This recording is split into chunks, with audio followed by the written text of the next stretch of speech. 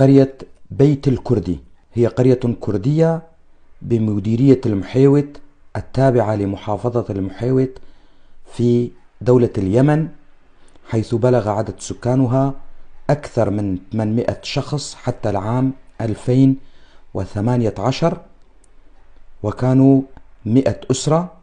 في الوقت الحالي بالتأكيد هم أكثر من ذلك، محتفظون بهويتهم الكردية، وهذا على لسان أهل القرية لقناة روداو الكردية، حيث أجرت معهم لقاء وكانت في القرية.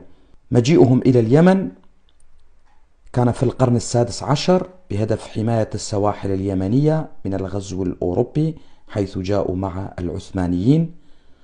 هم يقولون بأننا كرد أصلاء، وصحيح بأننا يمنيون وعاداتنا يمنية، ولكننا كرد ونفتخر بكرديتنا.